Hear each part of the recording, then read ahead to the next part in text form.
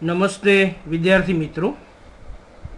અગાઉ આપણે સાદા વાક્યોનું ડાયરેક્ટમાંથી ઇનડાયરેક્ટ વાક્ય કરતા શીખી ગયા. આજે આપણે પ્રશ્નાર્થ વાક્યોનું ડાયરેક્ટમાંથી ઇનડાયરેક્ટ કરતા શીખવાનું છે. પ્રશ્નાર્થ વાક્યોને અંગ્રેજીમાં ઇન્ટ્રોગેટિવ સેન્ટેન્સીસ કહેવાય.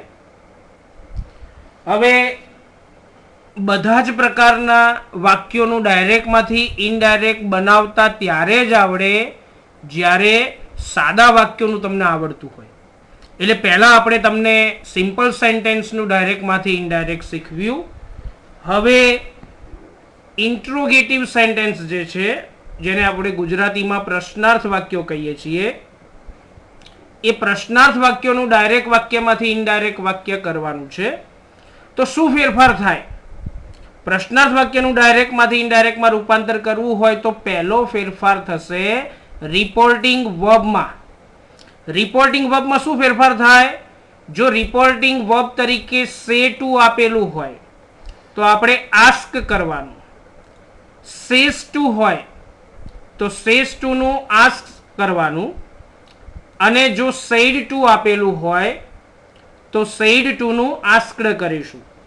આપણે તો ડાયલોગ જ આવશે અને ડાયલોગનું ડાયરેક્ટમાંથી ઇનડાયરેક્ટ કરવાનું હોય એટલે ડાયલોગ એ શું છે? ભૂતકાળમાં બોલાઈ ગયેલી વાત છે.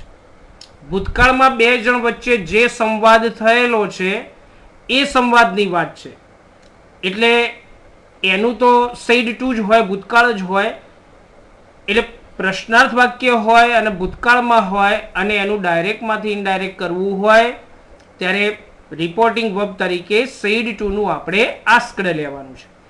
દાખલા તરીકે જુઓ, અહીંયા એક વાક્ય છે, Manoj said to Krima, have you finished my work today. અહીંયા મનોજ ક્રીમાને કહે છે અને અહીંયા રિપોર્ટેડ સ્પીચ એટલે કે આ ઇન્વર્ટેડ કોમાની અંદર જે વાક્ય આપેલું છે એ વાક્ય કેવું છે? પ્રશ્નાર્થ વાક્ય છે, કારણ કે અહીંયા આપણને પ્રશ્નાર્થ ચિહ્ન જોવા મળે છે ને, એટલે એ વાક્ય પ્રશ્નાર્થ છે. અને પ્રશ્નાર્થ વાક્યનું ડાયરેક્ટમાંથી ઇનડાયરેક્ટ કરવું છે તો અહીંયા સેડ ટુ જે રિપોર્ટિંગ વર્બ આપ્યું છે એ સેડ ટુ રિપોર્ટિંગ વર્બનું આપણે શું કરીશું? આસ્કડ કરીશું. એટલે મનોજ આસ્કડ ક્રીમા. એટલે પહેલો ફેરફાર બધા જ વિદ્યાર્થી મિત્રોએ ધ્યાન રાખવાનું. અહીંયા પહેલો ફેરફાર થશે રિપોર્ટિંગ વર્બમાં અને સેડ ટુ નું આસ્કડ. અહીંયા પણ આપણે આસ્કડ કર્યું છે. હવે બીજો ફેરફાર જુઓ. બીજો ફેરફાર સંયોજકમાં થાય. સંયોજકમાં શું ફેરફાર થાય એ પણ આપણે સમજી લઈએ. જો આપણને પ્રશ્નાર્થ વાક્ય આપ્યું હોય રિપોર્ટેડ સ્પીચમાં, પરંતુ એ રિપોર્ટેડ સ્પીચનું પ્રશ્નાર્થ વાક્ય કેવું હોય? ઇન્વર્ઝન ક્વેશ્ચન હોય. ઇન્વર્ઝન ક્વેશ્ચન એટલે એવો પ્રશ્ન કે જેનો જવાબ હા કે નામાં જ આવે, એટલે કે યસ કે નો પ્રકારનું પ્રશ્નાર્થ વાક્ય હોય. જેને બીજી રીતે આપણે કહીએ તો WH વગરનું પ્રશ્નાર્થ વાક્ય હોય. પ્રશ્નાર્થ વાક્ય WH પ્રકારના પ્રશ્નસૂચક શબ્દથી શરૂ થતું ન હોય, એટલે કે WH વગરનું, જેને ઇન્વર્ઝન ક્વેશ્ચન કહેવામાં આવે છે. એ બધા પ્રશ્નાર્થ વાક્યો કયા શબ્દથી શરૂ થાય? તો can, will, shall, may, could, would, બરાબર, આવા જે મોડલ ઓક્સિલરી વર્બ્સ છે એનાથી શરૂ થતા હોય. અથવા તો ટુ બી ના રૂપો એમ, ઇઝ, આર, વોઝ કે વેર થી શરૂ થતું હોય. આ બધામાં WH નથી આવતું. ટુ ડુ ના રૂપોથી શરૂ થતું હોય, એટલે કે ડુ, ડઝ કે ડીડ વાળું પ્રશ્નાર્થ વાક્ય હોય. અથવા તો ટુ હેવ ના રૂપથી શરૂ થતું હોય, અને ટુ હેવ ના રૂપ એટલે હેવ, હેઝ કે હેડ થી શરૂ થતું. તો આવા પ્રશ્નસૂચક શબ્દોથી, એટલે કે WH વગરના પ્રશ્નસૂચક શબ્દોથી જો પ્રશ્નાર્થ વાક્ય હોય તો સંયોજક તરીકે આપણે ઇફ અથવા વેધર મૂકવાનું છે. કાં તો આપણે ઇફ મૂકીએ કાં તો વેધર મૂકીએ. તો ઇફ કે વેધર મુકાય. અહીંયા એક પ્રશ્ન જુઓ, Manoj said to Krima, have you finished my work today. આવું એક પ્રશ્નાર્થ વાક્ય છે. તો અહીંયા મનોજ ક્રિમાને કહે છે અને પાછું પ્રશ્નાર્થ ચિહ્ન છે, પ્રશ્નાર્થ વાક્ય છે, પરંતુ અહીંયા હેવ થી પ્રશ્ન શરૂ થાય છે અને હેવ થી શરૂ થાય છે એટલે WH વાળું પ્રશ્નાર્થ વાક્ય નથી, WH વગરનું છે અને WH વગરનું છે એટલે આપણે અહીંયા સંયોજક તરીકે શું મૂકીશું? ઇફ મૂકીશું અથવા વેધર. તો અહીંયા આપણે ઇફ મૂકીએ એટલે કે મનોજ આસ્ક્ડ ક્રિમા ઇફ.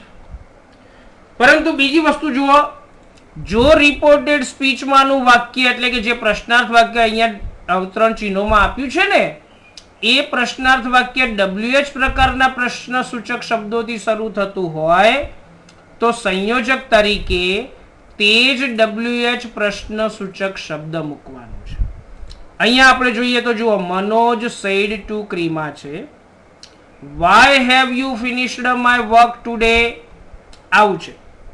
તો અહીંયા વાય એટલે કે WH વાળું પ્રશ્ન સૂચક શબ્દ છે ને, જો આ વાક્ય પ્રશ્નાર્થ છે અને WH વાળા પ્રશ્ન સૂચક શબ્દથી શરૂ થાય છે તો સંયોજક તરીકે અહીંયા જે લાલ અક્ષરે WH પ્રશ્ન સૂચક શબ્દ દેખાય છે ને એ જ મૂકી દેવાનો. આની અંદર ઇફ કે વેધર નહીં મૂકવાનું. એટલે વાક્ય કેવું બન્યું? મનોજ આસ્ક્ડ ક્રિમા અને પછી વાય આવી જશે એમને એમ. બરાબર? એટલે સંયોજકમાં તમારે ધ્યાન રાખવાનું, પ્રશ્નાર્થ વાક્યમાં બીજો ફેરફાર સંયોજકમાં થાય છે અને સંયોજકમાં આપણે આ ધ્યાન રાખવાનું છે. બરાબર? તો આ પણ આપણે ધ્યાન રાખીશું. ત્યાર પછી ત્રીજો ફેરફાર, ત્રીજા ફેરફારમાં શું ધ્યાન રાખવાનું કે રિપોર્ટેડ સ્પીચમાંના પ્રશ્નાર્થ વાક્યનું સાદા વાક્યમાં રૂપાંતર કરીને સર્વનામ, કાળ અને નજીકતા દર્શક શબ્દોમાં જરૂરી ફેરફાર કરવાના છે. એટલે કે અહીંયા જે અહીંયા સંયોજક સુધી તો મુકતા આવડી જાય ને તમને કે મનોજ આસ્ક્ડ ક્રિમા વાય. હવે જે આ બાકીનું વાક્ય છે ને, have you finished my work today, આનું સાદું વાક્ય બનાવવાનું. આનું સાદું વાક્ય બનાવવું હોય તો શું કરવાનું? આ જે યુ કરતા છે ને એ યુ કરતાને અહીંયા આગળ લાવી દેવાનું. એટલે સાદું વાક્ય શું બન્યું? You have finished my work today. આવું સાદું વાક્ય બન્યું. હવે સાદું વાક્ય આપણે બનાવી દીધું. હવે સાદું વાક્ય બનાવ્યા પછી આપણે સાદા વાક્યનું જે રીતે ઇનડાયરેક્ટ કરતા હતા ને, સાદા વાક્યનું શું કરતા હતા કે આપણે સર્વનામમાં ફેરફાર કરતા કે પ્રથમ પુરુષના સર્વનામ આપ્યા હોય તો બોલનાર પ્રમાણે, બીજા પુરુષના સર્વનામ આપ્યા હોય તો સાંભળનાર પ્રમાણે, ત્રીજા પુરુષના સર્વનામમાં કોઈ ફેરફાર કરતા નહોતા તો એ સર્વનામનો ફેરફાર કરવાનો. પછી કાળમાં ફેરફાર કરતા હતા તો એ કાળનો ફેરફાર પણ કરવો પડશે અને નજીકતા દર્શક શબ્દો એટલે કે સ્થળ દર્શક અને સમય દર્શક શબ્દોમાં પણ ફેરફાર કરવાનો. અહીંયા પહેલું તો યુ છે. યુ કયા પુરુષનું સર્વનામ કહેવાય? તો બીજા પુરુષનું. બીજા પુરુષના સર્વનામ કોના પ્રમાણે ફેરફાર પામે? તો આ જે સાંભળનાર ક્રિમા છે ને, કારણ કે યુ બીજા પુરુષનું સર્વનામ ને બીજા પુરુષના સર્વનામ સાંભળનાર પ્રમાણે ફેરફાર પામે. અહીંયા સાંભળનાર ક્રિમા છે અને ક્રિમા છોકરી છે તો છોકરીનું શું સર્વનામ આવે? અહીંયા શી થઈ જાય ને યુની જગ્યાએ, એટલે શી. પછી હેવ ફિનિશ્ડ છે. હેવ ફિનિશ્ડ એ પૂર્ણ વર્તમાન કાળ કહેવાય અને જો પૂર્ણ વર્તમાન કાળ આપ્યો હોય તો એનું ઇનડાયરેક્ટ બનાવતી વખતે આપણે પૂર્ણ ભૂતકાળ કરીએ છીએ. એટલે કે જે જગ્યાએ હેવ કે હેઝ આપ્યું હોય તો ઇનડાયરેક્ટ કરતી વખતે એ હેવ કે હેઝનું આપણે હેડ કરવાનું છે. બરાબર? એટલે અહીંયા આપણે શી હેડ ફિનિશ્ડ. પછી માય વર્ક છે. અહીંયા માય કયા પુરુષનું સર્વનામ? તો પ્રથમ પુરુષનું સર્વનામ. અને પ્રથમ પુરુષના સર્વનામ હોય તો એ બોલનારની વિભક્તિ અને વચન પ્રમાણે ફેરફાર પામે. બોલનાર મનોજ છે તો મનોજ છોકરો છે તો અહીંયા માય વર્ક એટલે મારું વર્ક. તો અહીંયા મનોજનું વર્ક એટલે તેનું વર્ક કહેવાય ને, તો તેનું વર્ક એટલે મનોજ પ્રમાણે અહીંયા માયનું શું થશે? હીઝ થશે. એટલે હીઝ વર્ક. અને જે ટુડે આપ્યું છે એ ટુડેનું આપણે ધેટ ડે કરીશું. એટલે આખું શું બન્યું? Manoj asked Krima why. પછી આ કરતા આગળ લાવીએ એટલે યુનું ક્રિમા પ્રમાણે શી થઈ જાય. એટલે શી હેડ ફિનિશ્ડ. અહીંયા માય વર્ક એટલે મનોજનું વર્ક એટલે હીઝ વર્ક અને ટુડેનું થશે ધેટ ડે. તો આ રીતે ત્રણ પ્રકારના ફેરફાર કર્યા પ્રશ્નાર્થ વાક્યનું ડાયરેક્ટ વાક્યમાંથી ઇનડાયરેક્ટ વાક્યમાં રૂપાંતર કરતી વખતે ત્રણ પ્રકારના ફેરફાર થયા. પહેલો ફેરફાર થયો સેડ ટુ નું આસ્ક્ડ, એ રિપોર્ટિંગ વર્બનો ફેરફાર કહેવાય. બીજો ફેરફાર થયો સંયોજકમાં. સંયોજકમાં શું ધ્યાન રાખવાનું? તો સંયોજકમાં એ ધ્યાન રાખવાનું કે જો રિપોર્ટેડ સ્પીચમાંનું પ્રશ્નાર્થ વાક્ય WH વગરનું હોય તો સંયોજક તરીકે ઇફ કે વેધર લેવાનું, અને રિપોર્ટેડ સ્પીચમાંનું પ્રશ્નાર્થ વાક્ય WH પ્રકારનું હોય તો સંયોજક તરીકે એ જ WH પ્રશ્ન સૂચક શબ્દ લેવાનો. અને સંયોજક મૂક્યા પછી ત્રીજો ફેરફાર શું કરવાનો? તો આ રિપોર્ટેડ સ્પીચમાં જે પ્રશ્નાર્થ વાક્ય છે ને પાછળ એનું સાદું વાક્ય બનાવવાનું. સાદું વાક્ય બનાવવું હોય તો શું કરવાનું? આ જે કર્તા છે કર્તાને વાક્યની શરૂઆતમાં લાવી દો એટલે સાદું વાક્ય થઈ જાય.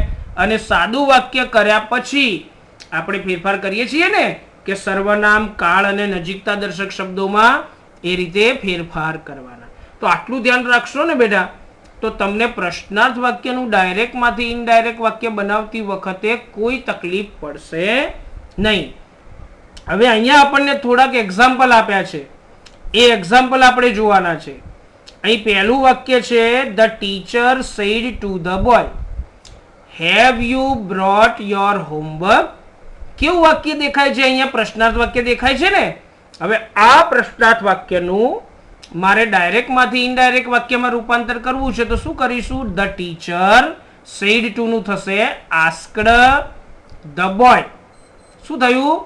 The teacher asked the boy. હવે અહીંયા જે રિપોર્ટેડ સ્પીચમાં પ્રશ્નાર્થ વાક્ય દેખાય છે એ પ્રશ્નાર્થ વાક્ય કેવું દેખાય છે? WH વાળું છે કે WH વગરનું? તો અહીંયા જે પ્રશ્નાર્થ વાક્ય છે એ હેવ થી શરૂ થાય છે અને હેવ એ WH વગરનું કહેવાય. અને WH વગરનું પ્રશ્નાર્થ વાક્ય હોય તો આપણે અહીંયા સંયોજક તરીકે ઇફ મૂકવાનું છે. એટલે the teacher asked the boy if. હવે શું કરવાનું? આ જે પ્રશ્નાર્થ વાક્ય છે ને એનું સાદું બનાવવાનું. મેં તમને હમણાં જ શીખવ્યું કે પ્રશ્નાર્થ વાક્યનું સાદું બનાવવું શું કરવાનું? અહીંયા જે કર્તા આપેલો હોય ને એને આગળ લાવી દેવાનું. એટલે કે આ જે યુ છે એ યુને અહીંયા આગળ લાવી એટલે સાદું વાક્ય શું બન્યું? You have brought your homework. હવે આનું આપણે ઇનડાયરેક્ટ કરવું છે તો આ યુ કયા પુરુષનું સર્વનામ કહેવાય? બીજા પુરુષનું. અને બીજા પુરુષનું સર્વનામ હોય તો કોના પ્રમાણે ચેન્જ થાય? તો સાંભળનાર પ્રમાણે. સાંભળનાર કોણ છે? તો ધ બોય, છોકરો છે. તો છોકરા માટેનું કર્તા વિભક્તિનું સર્વનામ શું આવે? હી આવે. એટલે હી થશે અહીંયા. હી પછી હેવ નું શું થશે? Have brought. તમને અગાઉ પણ કહ્યું કે હેવ આપ્યું હોય તો એનું ડાયરેક્ટ માંથી ઇનડાયરેક્ટ કરતી વખતે આપણે હેડ કરી દેવાનું. એટલે if he had brought your homework. અહીંયા યોર પણ બીજા પુરુષનું સર્વનામ છે એટલે સાંભળનાર પ્રમાણે ચેન્જ થાય. સાંભળનાર છોકરો છે તો છોકરા પ્રમાણે યોરનું શું થશે? હીઝ થશે. એટલે હીઝ હોમવર્ક. આખું વાક્ય શું બન્યું? The teacher asked the boy if you એટલે બોય પ્રમાણે he had brought his homework. ચલો એવી રીતે અહીંયા બીજું એક્ઝામ્પલ છે. બીજું example Namita said to me when do you usually go to school. અહીંયા પણ આ બીજું વાક્ય જે છે બીજું વાક્ય કેવું દેખાય છે? પ્રશ્નાર્થ ચિહ્ન છે ને એટલે પ્રશ્નાર્થ વાક્ય છે. હવે આનું આપણે ડાયરેક્ટ માંથી ઇનડાયરેક્ટ કરવું હોય તો પ્રશ્નાર્થ વાક્ય છે એટલે સેડ ટુ નું આપણે શું કરીશું? આસ્ક્ડ કરી દઈશું ને. એટલે નમિતા આસ્ક્ડ મી. હવે અહીંયા જુઓ સંયોજક મૂકવું પડશે ને. હવે સંયોજક મૂકવા માટે શું જોવાનું? જો WH વાળું પ્રશ્નાર્થ વાક્ય હોય ને તો સંયોજક તરીકે આપણે એ WH પ્રશ્ન સૂચક શબ્દ જ લેવાનો છે. અહીંયા વેન આપ્યું છે, વેનમાં WH છે ને એટલે આપણે સંયોજક તરીકે વેન મૂકી દઈશું. એટલે નમિતા આસ્ક્ડ મી વેન. ત્યાં સુધી બરાબર. હવે આ બાકીનું જે વાક્ય છે એનું સિમ્પલ સેન્ટેન્સ બનાવવાનું. જો વાક્યમાં એકલું ડુ કે એકલું ડઝ આપ્યું હોય ને તો એનું સાદું વાક્ય બનાવવું હોય તો આ ડુ કે ડઝ નીકાળી દો એટલે બાકીનું વાક્ય સાદું થઈ ગયું. હા, ડુ નોટ આપ્યું હોય કે ડઝ નોટ આપ્યું હોય તો આ કર્તાને આગળ લાવવો પડે, પણ એકલું ડુ કે એકલું ડઝ આપ્યું હોય તો આ ડુ કે ડઝ કાઢી દો એટલે વાક્ય સાદું થઈ ગયું. સાદું વાક્ય શું બન્યું? You usually go to school. એ સાદું વાક્ય બન્યું. હવે ચલો, આ યુ કયા પુરુષનું સર્વનામ કહેવાય? બીજા પુરુષનું. બીજા પુરુષનું સર્વનામ છે તો કોના પ્રમાણે ચેન્જ થાય? સાંભળનાર પ્રમાણે. સાંભળનાર મી છે તો મી પ્રમાણેના સર્વનામ લેવા પડશે ને અહીંયા. એટલે કે અહીંયા યુ કર્તા સ્થાને છે તો મીનું કર્તા વિભક્તિ શું થાય? આઈ થાય. તો અહીંયા આઈ લેવાનું. આઈ પછી યુઝવલી એમને એમ જ મૂકી દેવાનું. હવે અહીંયા ગો આપ્યું છે. આપણે સાદા વાક્યોમાં શીખ્યા કે જો સાદો વર્તમાન કાળ આપ્યો હોય તો ઇનડાયરેક્ટ બનાવતી વખતે સાદો ભૂતકાળ કરવો પડે. તો અહીંયા ગો છે તો ગોનું આપણે ભૂતકાળનું રૂપ મૂકવું પડશે. ગોનું ભૂતકાળનું રૂપ શું થાય? વેન્ટ થાય. તો વેન્ટ ટુ સ્કૂલ. આખું વાક્ય શું બન્યું? Namita asked me when. હવે યુનું આપણે સાંભળનાર પ્રમાણે આઈ કર્યું એટલે when I usually went to school. એ રીતે ત્રીજું જુઓ. Mother said to her son will you go to the market to buy vegetables today. અહીંયા પણ કેવું વાક્ય છે? પ્રશ્નાર્થ વાક્ય છે. અને પ્રશ્નાર્થ વાક્ય છે એટલે સેડ ટુ નું આસ્કડ થઈ જાય. એટલે મધર આસ્કડ હર સન. હવે અહીંયા જુઓ, રિપોર્ટેડ સ્પીચમાંનું પ્રશ્નાર્થ વાક્ય કેવું છે? WH વાળું છે કે WH વગરનું? અહીંયા પ્રશ્નાર્થ વાક્ય વિલ થી શરૂ થાય છે. અહીંયા WH નથી એટલે જે સંયોજક આપણે લેવાનું છે એ શું લઈશું? WH વગરનું હોય તો ઇફ. એટલે શું બનશે? Mother asked her son if. હવે આનું સાદું વાક્ય બનાવવાનું. સાદું વાક્ય બનાવવું તો કર્તાને ઉપાડીને આગળ લાવી દો. આ જે યુ છે તો યુ ને ઉપાડીને આગળ લાવો એટલે સાદું વાક્ય શું થયું? You will go to the market to buy vegetables today. હવે અહીંયા યુ કયા પુરુષનું સર્વનામ કહેવાય? તો બીજા પુરુષનું. બીજા પુરુષનું સર્વનામ કોના પ્રમાણે ચેન્જ થાય? સાંભળનાર પ્રમાણે. સાંભળનાર હર સન. સન એટલે દીકરો, એટલે છોકરો કહેવાય ને. અને છોકરો હોય તો કર્તા વિભક્તિનું સર્વનામ શું આવે? છોકરા માટે હી આવે તો હી. પછી વિલનું આપણે ભૂતકાળ કરવું પડે. સાદા વાક્યોમાં શીખ્યા હતા કે વિલ આપ્યું હોય તો વુડ કરવું. એટલે કે ઇફ હી વુડ. હવે આપણે કોઈ પણ સહાયકારક ક્રિયાપદનું ભૂતકાળ કરીએ ને તો જે મુખ્ય ક્રિયાપદ પાછળ આવતું હોય ને એ એમને એમ જ રહે. એટલે ગોનું ગો જ રહે. એટલે if he would go to the market. To buy નું પણ ટુ બાય જ રહેશે. આપણે સાદા વાક્યોમાં શીખી ગયા કે જો ઇન્ફિનિટિવ આપ્યું હોય તો ઇન્ફિનિટિવ નું ડાયરેક્ટ માંથી ઇનડાયરેક્ટ કરીએ તો ઇન્ફિનિટિવ જ રહે. ટુ વાળું ક્રિયાપદ હોય તો ટુ વાળું જ રહે. એટલે ટુ બાય વેજીટેબલ્સ. ટુડે નું થશે ધેટ ડે. આખું વાક્ય શું બન્યું? Mother asked her son if. હવે યુ એટલે હર સન પ્રમાણે શું થશે? હી થાય ને. એટલે mother asked her son if he would go to the market to buy vegetables that day. મિત્રો, આવી જ રીતે તમારે આ બાકીના જે વાક્યો આપ્યા છે ને આ બાકીના વાક્યોનો હવે તમારે સ્ક્રીનશોટ પાડી દેવાનો. અને સ્ક્રીનશોટ પાડ્યા પછી જોઈ અને આ વાક્યો નોટમાં ઉતારવાના અને આનું ઇનડાયરેક્ટ બનાવવાનો પ્રયત્ન કરવાનો. પછી હું આનું જવાબ વાળું પણ તમને બતાવીશ. એટલે તમે કેટલા સાચા લખ્યા છે એ પણ તમને ખ્યાલ આવી જાય. બરાબર? એટલે આ હતા પ્રશ્નાર્થ વાક્યો. હવે પ્રશ્નાર્થ વાક્યો પછી બીજા વાક્યો હું તમને શીખવાડું છું. એ છે ઇમ્પેરેટિવ સેન્ટેન્સીસ. ઇમ્પેરેટિવ સેન્ટેન્સને ગુજરાતીમાં કહેવાય આજ્ઞાર્થ વાક્યો.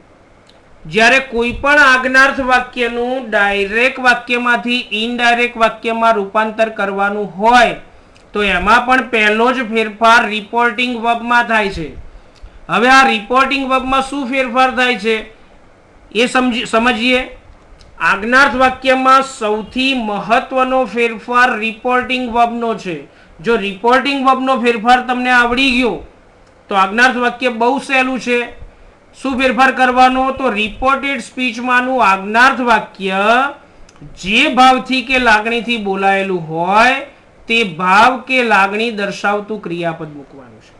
એટલે આમાં આપણે ધ્યાન રાખવાનું છે કે રિપોર્ટેડ સ્પીચમાંનું આજ્ઞાર્થ વાક્ય જે ભાવ કે લાગણીથી બોલાયું છે એ ભાવ કે લાગણી દર્શાવતું ક્રિયાપદ. એટલે દાખલા તરીકે આજ્ઞાર્થ વાક્યમાં આપણને કોઈ હુકમ કરેલો હોય તો હુકમ ને આપણે ઇંગ્લિશમાં શું કહીએ, ઓર્ડર કર્યો એવું કહીએ ને આપણે, બરાબર. તો હુકમ કર્યો હોય તો આપણે શું લેવાનું, ઓર્ડર્ડ લેવાનું. જે સાઇડ 2 નું આપણે ઓર્ડર્ડ કરી દેવાનું. વિનંતી હોય તો રિક્વેસ્ટેડ કરવાનું, બરાબર. પછી સલાહ આપી હોય તો સલાહ હોય તો એડવાઇઝડ આવે. પછી કોઈ સૂચન કર્યું હોય, કોઈ વાક્ય રિપોર્ટેડ સ્પીચમાં એવું હોય કે કોઈ સૂચન કરેલું વાક્ય છે તો આપણે એનું ઇનડાયરેક્ટ કરતી વખતે સાઇડ 2 છે એની જગ્યાએ સજેસ્ટેડ કરવાનું, કારણ કે સૂચનને ઇંગ્લિશમાં સજેશન કહેવાય અને સજેશન ઉપરથી સજેસ્ટેડ બને છે, બરાબર. પછી કોઈ દરખાસ્ત હોય તો પ્રપોઝડ લખવાનું, દરખાસ્ત આપેલી હોય. પછી કોઈ ચેતવણી આપી હોય, ચેતવણીને ઇંગ્લિશમાં વોર્નિંગ કહેવાય અને વોર્નિંગ ઉપરથી વોન્ડ બનશે, વોર્નિંગ ઉપરથી વોન્ડ એટલે વોન. પછી કોઈ ધમકી હોય તો થ્રીટન્ડ કરવાનું, સેડ 2 ના બદલે થ્રીટન કરવાનું. અને કોઈ લશ્કરનો અધિકારી હોય અને લશ્કરનો અધિકારી લશ્કરી હુકમ કરતો હોય તો કમાન્ડેડ લખવાનું, કારણ કે લશ્કરનો જે અધિકારી છે એને કમાન્ડર કહેવાય અને કમાન્ડર ઉપરથી કમાન્ડેડ થશે. ફરીથી જુઓ રિપોર્ટિંગ વર્બમાં કેવા ફેરફાર થશે. તો રિપોર્ટેડ સ્પીચમાંનું આજ્ઞાર્થ વાક્ય જે ભાવથી કે લાગણીથી બોલાયેલું હોય તે ભાવ કે લાગણી દર્શાવતું ક્રિયાપદ મૂકવું. હુકમ કરેલો હોય તો ઓર્ડર્ડ, વિનંતી કરી હોય તો રિક્વેસ્ટેડ, સલાહ આપી હોય તો એડવાઇઝડ, સૂચન કર્યું હોય તો સજેસ્ટેડ, કોઈ દરખાસ્ત હોય તો પ્રપોઝડ, ચેતવણી આપી હોય તો વોર્ન્ડ, ધમકી આપી હોય તો થ્રીટન્ડ અને કોઈ લશ્કરી હુકમ હોય તો કમાન્ડેડ થાય છે. આવી રીતે બને છે.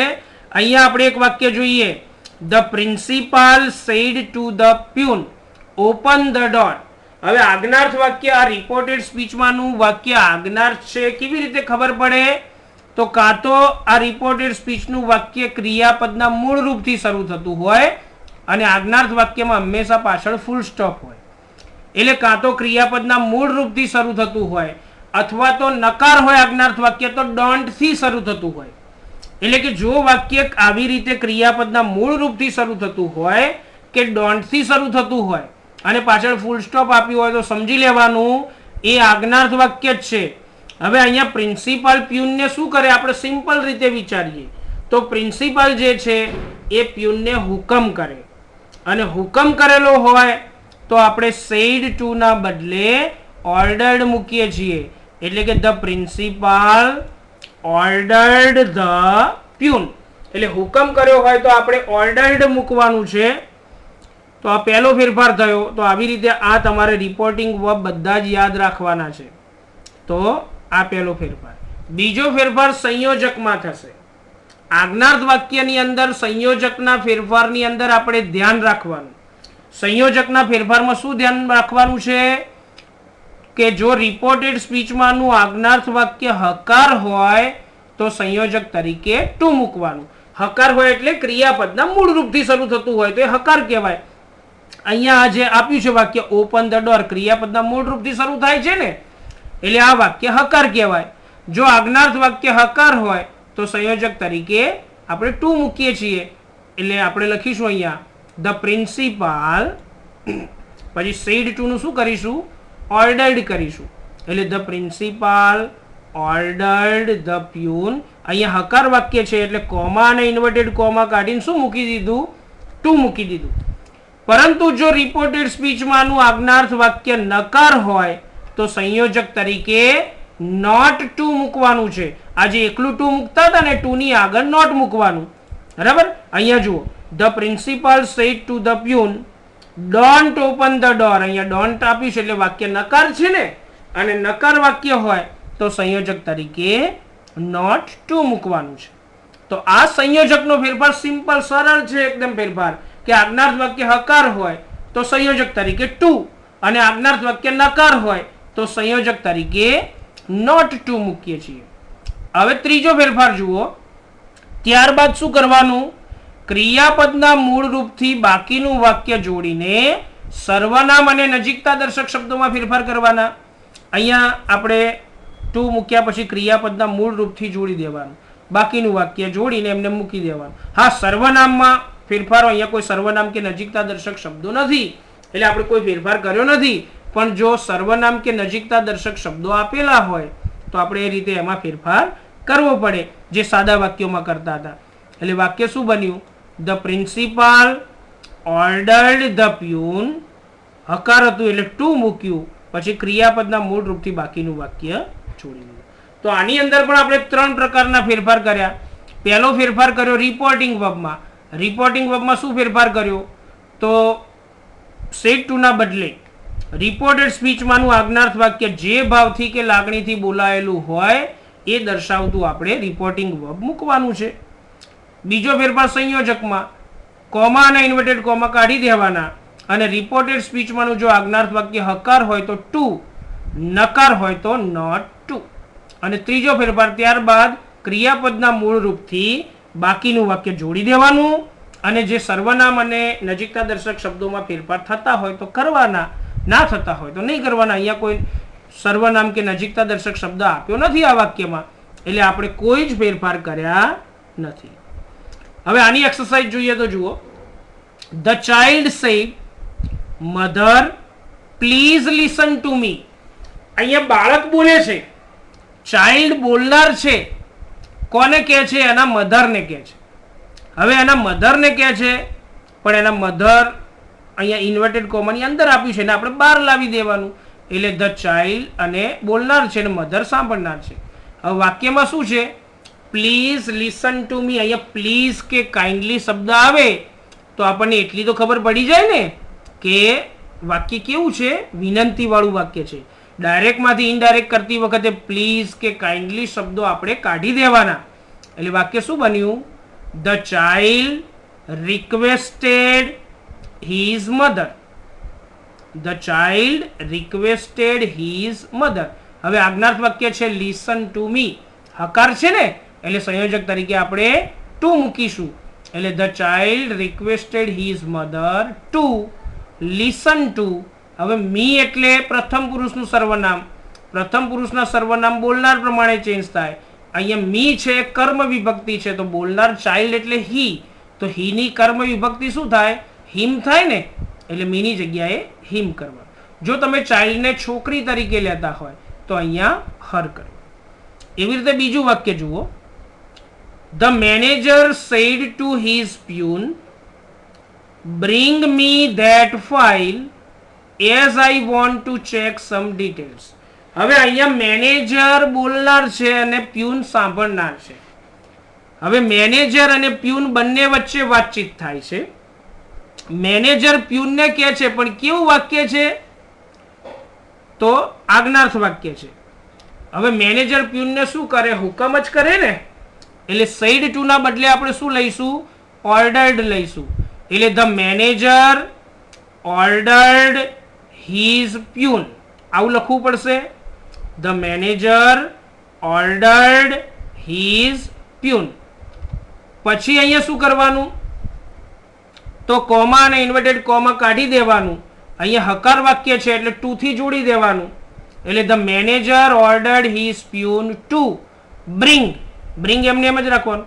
હવે મી પ્રથમ પુરુષનું સર્વનામ, બોલનાર પ્રમાણે ચેન્જ થાય. બોલનાર મેનેજર છે એટલે મીનું મી કર્મ વિભક્તિ છે, તો મેનેજરની કર્મ વિભક્તિ હિમ. એટલે to bring him that file as. હવે આઈ છે તો આઈ પણ પ્રથમ પુરુષનું સર્વનામ, એટલે મેનેજર પ્રમાણે આઈ કર્તા વિભક્તિ છે, તો મેનેજરનું કર્તા વિભક્તિનું સર્વનામ હી થાય. એટલે હી. પછી વોન્ટ સાદો વર્તમાન કાળ છે. સાદો વર્તમાન કાળ આવતો હોય તો સાદો ભૂતકાળ કરવાનો, એટલે વોન્ટનું શું થશે? વોન્ટેડ. તમને એમ થશે કે સાહેબ અહીંયા બ્રિંગનું કેમ ના કર્યું? તો અહીંયા આપણે ટુ જોડ્યું હતું, અને ટુ પછી હંમેશા ક્રિયાપદનું મૂળ રૂપ જ આવે, એટલે બ્રિંગનું બ્રિંગ જ લખવું પડે. પણ અહીંયા બીજું વાક્ય છે એટલે વોન્ટનું વોન્ટેડ કરવું પડશે. એટલે એઝ હી વોન્ટેડ ટુ ચેકનું તો ટુ ચેક જ રાખીશું. અગાઉ પણ શીખ્યા આપણે કે ટુ વાળું ક્રિયાપદ હોય તો ટુ વાળું જ રહે, એટલે ટુ ચેક સમ ડિટેલ્સ. આખું વાક્ય ફરીથી જોઈએ તો the manager ordered his peon to bring him that file as he wanted to check some details. અને ચલો એવું ત્રીજું વાક્ય પણ જોઈ લઈએ આપણે. કૌશલ said to his friends, don't ask me anything now and leave me alone here. કૌશલ એના મિત્રોને એવું કહે છે કે don't ask me anything now, અત્યારે મને કશું જ ના પૂછો, and leave me alone here, અને મને એકલો છોડી દો. તો કૌશલ એના મિત્રોને કહે છે, આજ્ઞાર્થ વાક્ય છે અને એ પણ નકાર છે. તો શું થશે? કૌશલ પછી એના મિત્રોને કેવા ભાવથી આ વાક્ય બોલ્યો? તમે તમારા મિત્રને આવું વાક્ય કહેતા હોય તો કેવા ભાવથી કહો? તો તમે એને વિનંતી કરો અથવા સૂચન કરો. બરાબર? તો આપણે અહીંયા વિનંતીમાં લઈએ તો રિક્વેસ્ટેડ. કૌશલ રિક્વેસ્ટેડ હિઝ ફ્રેન્ડ્સ. બરાબર? હવે અહીંયા આજ્ઞાર્થ વાક્ય કેવું દેખાય છે? તો નકાર દેખાય છે. અને નકાર આજ્ઞાર્થ વાક્ય હોય તો સંયોજક તરીકે આપણે શું લઈએ? નોટ ટુ લઈએ ને. તો કૌશલ રિક્વેસ્ટેડ હિઝ ફ્રેન્ડ્સ, આ ડોન્ટ કાઢી દેવાનું અને એની જગ્યાએ નોટ ટુ મૂકી દેવાનું. તો નોટ ટુ આસ્ક. હવે અહીંયા મી છે. મી પ્રથમ પુરુષનું સર્વનામ એટલે બોલનાર પ્રમાણે ચેન્જ થાય. અહીંયા મી કર્મ વિભક્તિ છે તો બોલનાર કૌશલ એટલે હી, તો હીની કર્મ વિભક્તિ શું થાય? હિમ થાય ને. એટલે not to ask him anything. નાવનું શું થશે? ધેન થશે. THEN then. એટલે not to ask him anything then and leave. હવે મીનું પાછું ફરીથી આગળ જેમ મીનું હિમ કર્યું હતું ને, તો અહીંયા પણ મીનું હિમ કરવાનું. એટલે and leave him alone here નું કરવાનું there. અહીંયા એન્ડ પછી તરત ક્રિયાપદનું મૂળ રૂપ આવતું હોય તો એમને એમ જ વાક્ય જોઈન કરી દેવાનું. તો આ રીતે બેટા આજ્ઞાર્થ વાક્યનું પણ ડાયરેક્ટમાંથી ઇનડાયરેક્ટમાં રૂપાંતર આવી રીતે થાય છે. બાકીના વાક્યો છે એ તમારે જાતે પ્રેક્ટિસ કરવાની છે. ફરીથી આનો સ્ક્રીનશોટ પાડી દેજો અને આ વાક્યો પણ તમારી નોટબુકમાં લખી દેવાના છે, ડાયરેક્ટમાંથી ઇનડાયરેક્ટ બનાવીને. હવે નેક્સ્ટ ટાઈમ આપણે જે સેશન લઈશું એની અંદર લેટવાળા વાક્યો, એક્સક્લેમેટરી સેન્ટેન્સ અને ત્રીજા જે ઓપ્ટેટિવ સેન્ટેન્સ જેને આશીર્વાદરૂપ વાક્યો, અને એક્સક્લેમેટરી સેન્ટેન્સ એટલે ઉદ્ગાર વાક્યો, આ આપણે જોઈશું. આટલા વાક્યો જોઈશું ને ત્યારે આપણે ડાયરેક્ટ ઇનડાયરેક્ટ આ રીતે સમજવાનું પૂરું થાય પછી આપણે પેરેગ્રાફની પ્રેક્ટિસ શીખીશું કે કોઈ પણ પેરેગ્રાફ આપ્યો હોય તો એનું ડાયરેક્ટમાંથી ઇનડાયરેક્ટ કેવી રીતે બનાવવું. બરાબર? તો હું આશા રાખું છું વિદ્યાર્થી મિત્રો કે આ જે ટોપિક, આજે બે પ્રકારના વાક્યો મેં તમને સમજાવ્યા, પ્રશ્નાર્થ વાક્યો અને આજ્ઞાર્થ વાક્યો. તો આ પ્રશ્નાર્થ વાક્યો અને આજ્ઞાર્થ વાક્યોના નિયમો તમને સમજણ પડી ગઈ હશે. જો હજુ પણ સમજણ ઓછી પડી હોય તો એક બે વાર ફરીથી આ વિડીયો જોવાનો, તો તમારો ડાઉટ ક્લિયર થઈ જશે. ઓકે? તો આજે આટલું રાખીએ. Thank you very much.